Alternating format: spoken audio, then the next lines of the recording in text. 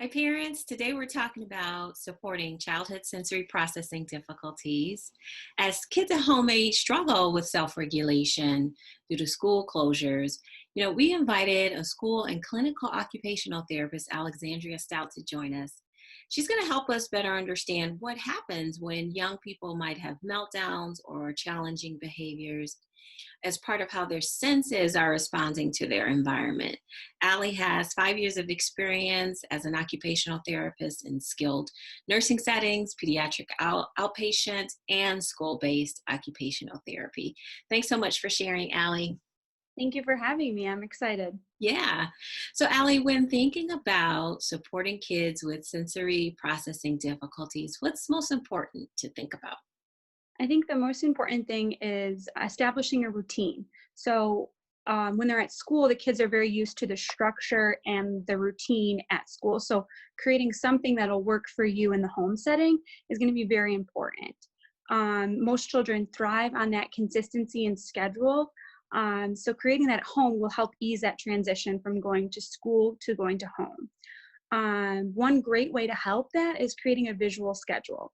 So that visual schedule, it doesn't have to be very rigid, saying 9 a.m. we do this, 10 a.m. we do this. It can just be very general, having activities like we wake up, we brush our teeth, we get dressed, then we sit down and do table work, and then we go outside, then we do chores, things like that, where they can just see each activity listed in a row, and then they know what to expect and what they're being asked to do for the day. Can help relieve some of that anxiety or unknown feeling for what's to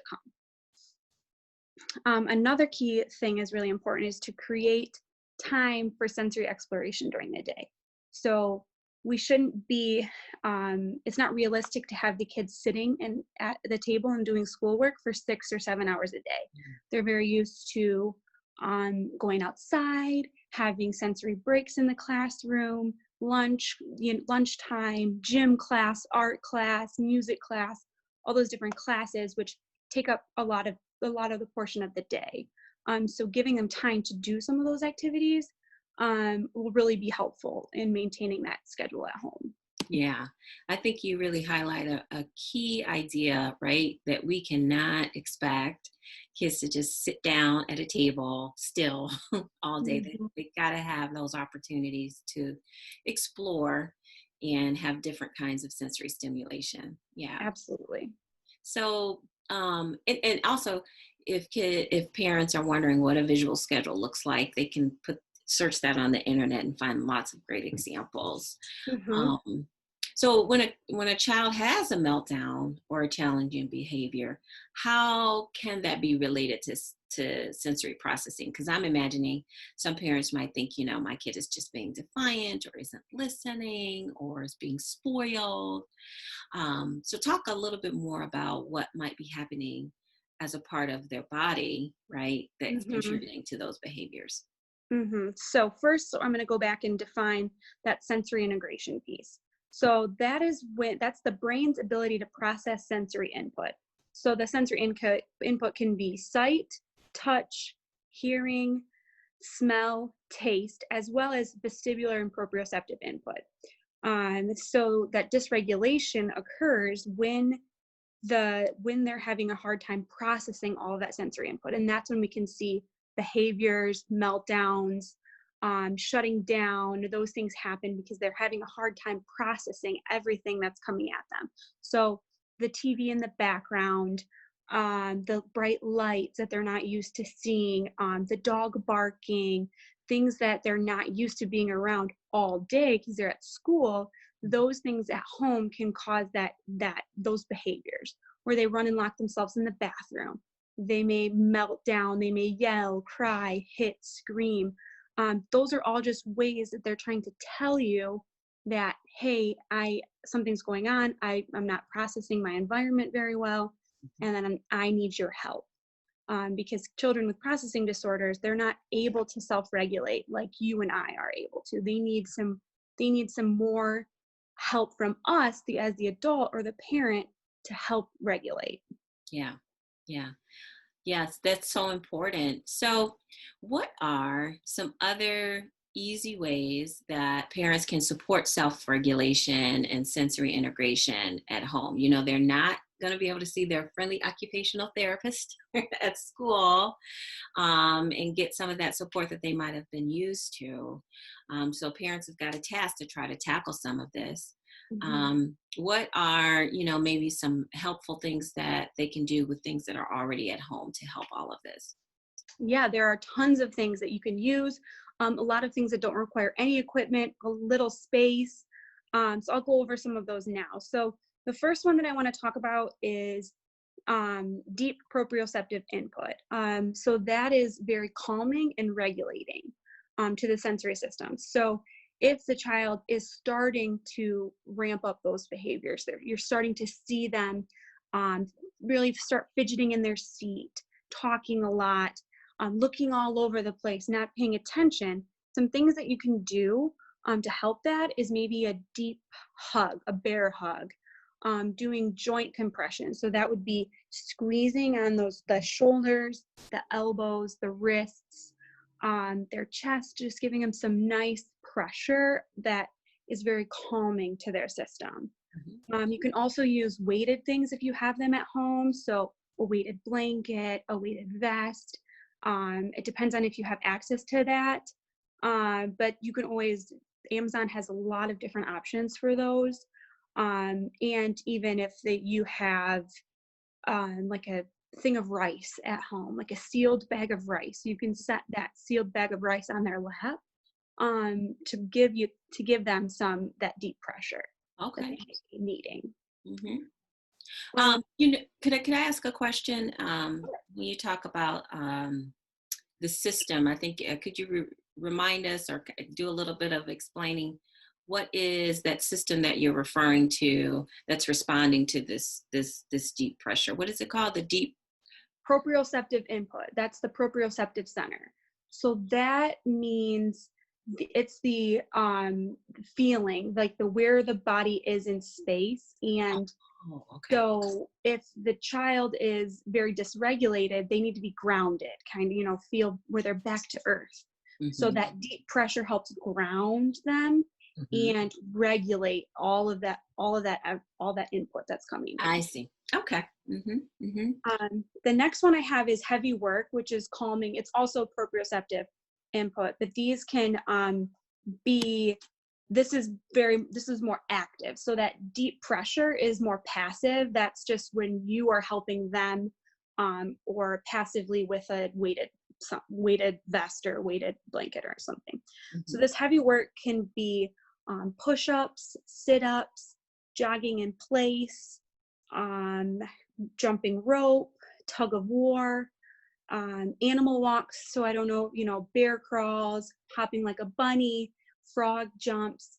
Those are all active things that are movement based that can help them regulate with some heavy work or exercise, similar to exercise. Yeah. I think about, some of our parents who have those busy kiddos who are always on the move. Mm-hmm. And, there is actually something to getting them out and getting them active that can work for them to help them to settle and do other kinds of things that they need to do once they get that kind of input, right? Yeah. So these are great activities to do prior to sitting down and doing schoolwork. So you can use a YouTube-based video too, which will walk you through exactly what to do. I have links for some of those. Go Noodle, Lazy Monster. So these are things that the parent can just say, okay, let's do this 5-minute YouTube video before we sit down and do our writing or before we sit down and do our science lesson. And then this will help them regulate to stay sitting for a half an hour, 20 minutes or through that lesson. Right. So this is nice to do before, right? You ask Yep, them to sit down to do that task, not absolutely. necessarily once they get wound up and frustrated and they're wiggly and everybody's like, you're not doing anything. Doing it Right. beforehand gives them the input they need. Absolutely. Absolutely. Yeah. The next thing is working in functional chore-based activities throughout the day too. That's very important. So you can have them vacuum, take out the trash, wipe down tables, walk the dog. These are all activities that'll help with, expending some of that energy throughout the day and providing movement throughout the day to help that regulation as well. The next section I have is vestibular input. So vestibular input is your body moving.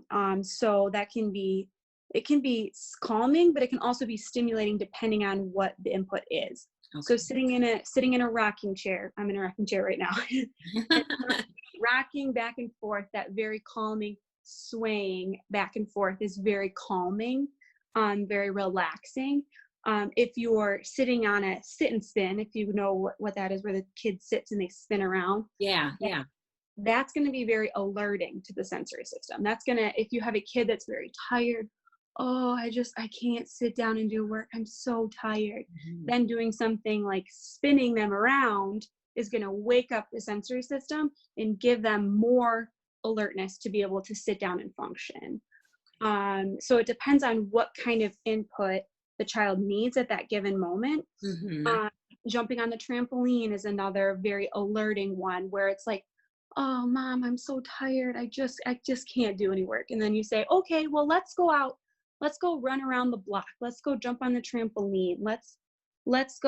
I'll spin you around in a circle. And then say, okay, how do you feel now? And the child says, I feel like I can do work. And then you go do work. Or if you're noticing the child is slumped down at the table, they're putting their head on the desk, and you say, okay, do you need a break? Do we need to get up and do some movement?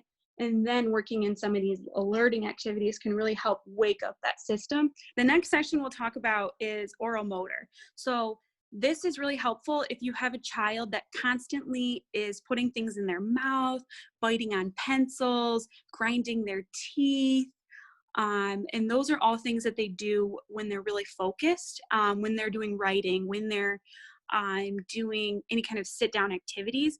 If you notice them starting to grind their teeth or starting to bite that pencil, some things that you can have them do is first giving them gum to chew on while they're doing a lesson. That can give them that oral motor input that they're seeking. You can do, I have bubble wands. These are just from the Dollar Tree. They come in a pack of 2. So taking a break and blowing some bubbles, eating a crunchy snack like pretzel sticks or something while they're doing the lesson. One of the great things about being home is you can work in some of these things without being disruptive to the rest of the class. So you can give them some pretzel sticks, you can give them that gum, you can give them a hard candy to suck on without being disruptive. And then that maybe will help them not grind their teeth as much, not chewing on those things that can damage their teeth actually. Right. So that's another thing that can be easy to work in at home with things you already have, sipping water, things like that. The next one is for the visual sense. Mm-hmm. So that can be useful, again, if they're like having decreased attention, they're wiggling in their seat a lot, they're saying that they can't read anymore, that they need a break. Working in some of these visual activities, like I Spy. So you're sitting at the table, you don't necessarily want to get them up and do a physical activity, but you can say, I spy something green in the kitchen, and you're sitting at the table and they say, oh, it's that head of lettuce over there, or something like that, that'll bring the attention away from the activity, but not give them movement. So this can be a great thing. Or using a sensory bottle. So you can actually make sensory bottles with just an old water bottle, and you can put food coloring, glitter, little toys and trinkets in there, and then they can shake it and watch the bottle. Mm-hmm. And that can be just a very calming break for them as well. Okay, Allie, you've given us so many great strategies to help us think about supporting those young people who need various kinds of sensory input, and really helped us to understand how doing certain activities can be calming and can be stimulating based on what kids need. And so you have some links and some other ways that parents can explore tools to use. So we'll be putting that on our website, within the comments of the video, so that you can explore those. If Great. parents have questions, are they able to contact you or Yeah, things like that? we can put my email in a comment too. Okay. And they can email me, reach out that way, and ask any questions or any things related to sensory, and I can try and help. Okay, great. Thank you so much, Allie, for your time. Thank you so much. Okay.